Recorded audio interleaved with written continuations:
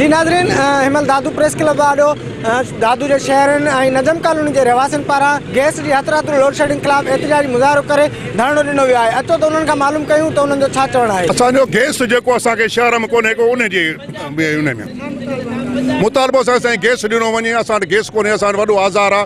5 minute बि असां वटि गैस कोन्हे को। हे जेको ऑफिसर सुरियो जेको हिते वेठो आहे सीट ते, इहो वॾो ज़ालिम राशि ऑफिसर आहे ऐं इन सॼे शहर खे आज़ार कयो आहे। प्रेशर बंदि कई वेठो आहे, गैस ॾिए कोन थो। ऐं जे असांजो असां मीडिया वारनि खे बि गुज़ारिश कंदासीं, महिरबानी करे असांजो जेको आवाज़ मथे उथारनि। जंहिं सां असांजो अॻिलो जेको हिसाब किताब हूंदो असां इन ऑफिस में धरणो हणंदासीं ऐं इन ज़ालिमनि खे हटायो वञे ऐं इन राशि ऑफिसर खे हटायो वञे ऐं शहर खे गैस ॾिनो वञे।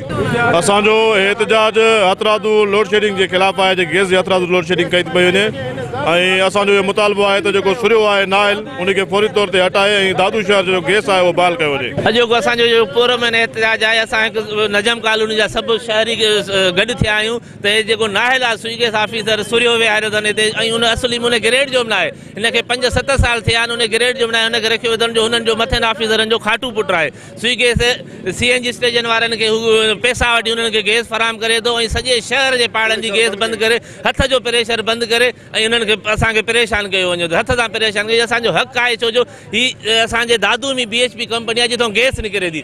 उतां जी गैस असांजी दादू जी गैस सॼे सिंध के फराहम करे कई वञे थी, पूरे पंजाब के फराहम कई वञे थी, पर बदकिस्मती असांखे फराहम नथी कई। असां परेशानी में असांजी ज़िंदगी गुज़रे थी। का वॾो ज़ुल्म आहे। गैस कोन थो अचे, का शइ नथी अचे। असांजा ॿार बचो परेशान आहे, सूरनि में अची ऐं दुहनि में अखियूं पची पियूं, हुनखे छेड़ा पिया था ॿारियूं।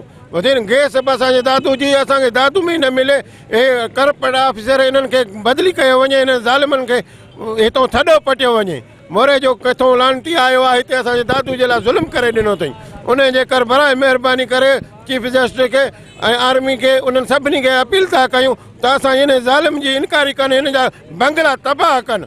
उन जे कर बराए महिरबानी करे असांखे गैस बि ॾिनो वञे। जी नाज़रीन, तव्हां दादू जे शहरनि जूं ॻाल्हियूं ॿुधियूं। उन्हनि जो इहो ई चवणु आहे त जेकी गैस आहे उहा असांजे दादू डिस्ट्रिक्ट में जेको आहे फराहम थिए थी, सॼी सिंध ऐं पंजाब खे मिले थी, पर बदकिस्मती सां दादू शहर खे जेको आहे उहा गैस फराहम नथी कई वञे। हितां जेको स्विगी गैस ऑफिसर आहे उहो जेको आहे हथरादू लोड शेडिंग करे ऐं गैस जेकी आहे उहो CNG स्टेशननि ते विकिरो करे थो। हिननि जो इहो मुतालबो आहे त दादू शहर खे जल्द खां जल्द जेकी गैस आहे उहा फराहम कई वञे।